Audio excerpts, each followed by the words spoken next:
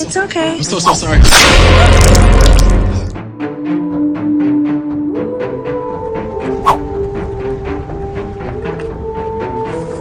My brother worked for you.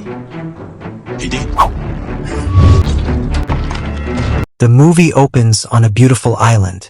A young lady is singing gracefully at a bar, her voice calm and captivating. As she finishes singing, she is invited for a drink by the boss, Manuel Alvarez. He compliments her voice and offers her a job at his place as the club's singer. While she is being served, a young boy named Akeem, who works as a bartender, mistakenly spills wine on her. This angers Alvarez, even though he appears calm on the outside. Without hesitation, Alvarez slits Akeem's throat.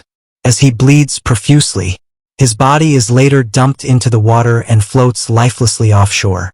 Elsewhere, two LA police officers, Mark and Phil, are seated in a car waiting for goons to deliver drugs. They chat casually while preparing to pretend to be drug dealers. When the goons arrive, the exchange begins, but the criminals attempt to outsmart them. A fight breaks out. Phil takes a serious beating but eventually wins, while Mark handles the other suspect. Suddenly, Mark receives a call that changes everything. His brother Akeem is dead. Mark travels by boat to the island to bury him. At the memorial service, he sits beside his mother, who is completely broken, as a priest officiates. Akeem is laid to rest while people drop flowers on his grave and offer their condolences.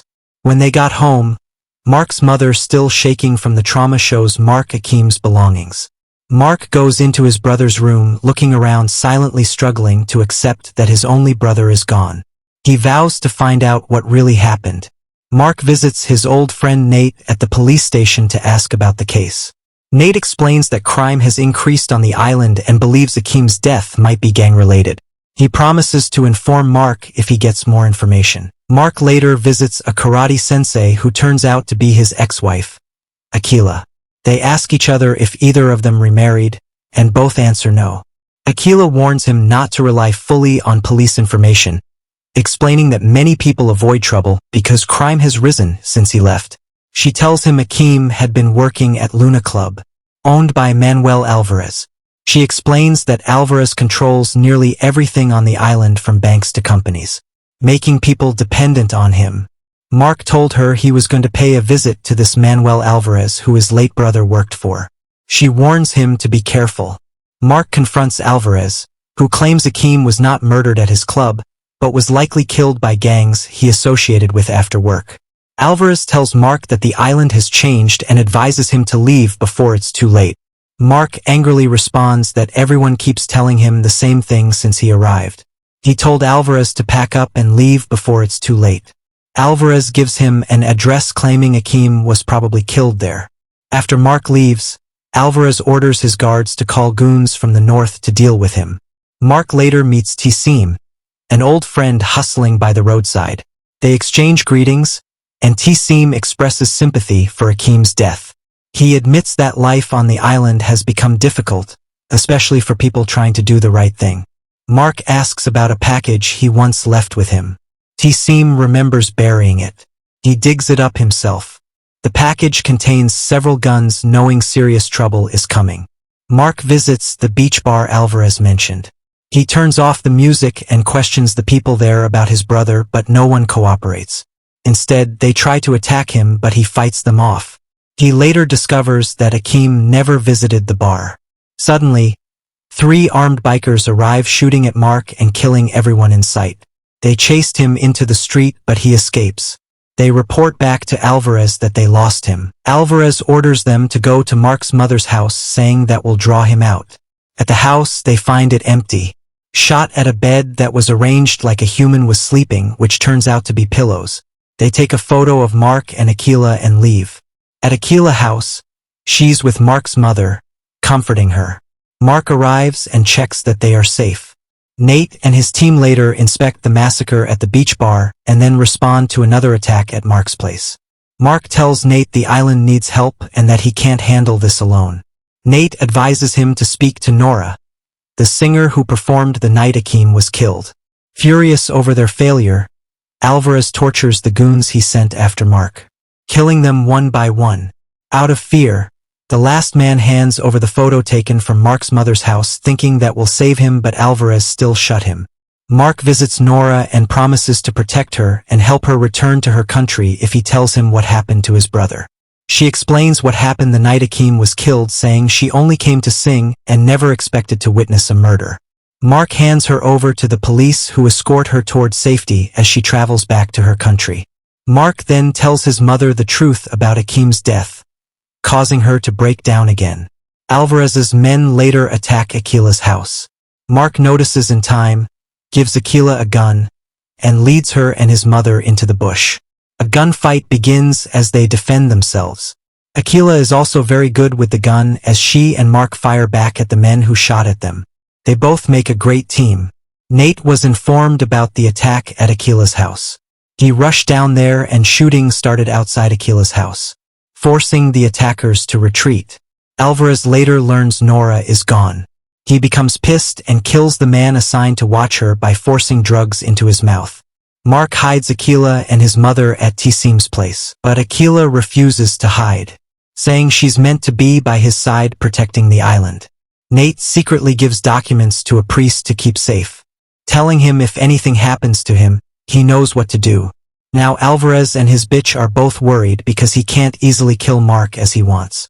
He orders his guard to kill Mark at all costs, no matter what it takes. Aquila urges Mark to file a case using Nora's testimony, but he bluntly refused, saying men like Alvarez don't deserve prison.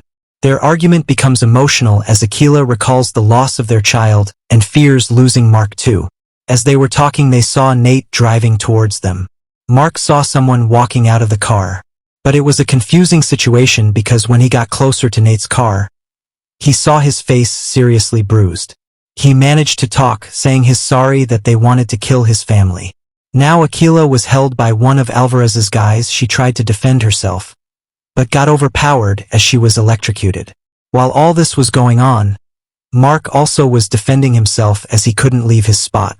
He was being watched and shot at every time he made a move. He shouted Aquila's name as Alvarez's men took her away. Sadly, Nate didn't survive. He died while Mark was trying to talk to him. Aquila is tortured by Alvarez, but she spat on his face, saying he should get ready because Mark will not rest until he's dead. Mark becomes acting chief of police and discovers Nate had already built a case against Alvarez. He was proud and happy with what he saw. 2 children later spot Alvarez's guards near an abandoned building. They ran straight to the station and informed Mark. Phil arrives from Los Angeles to help, but Mark reluctantly fills him in because he thinks this doesn't concern him.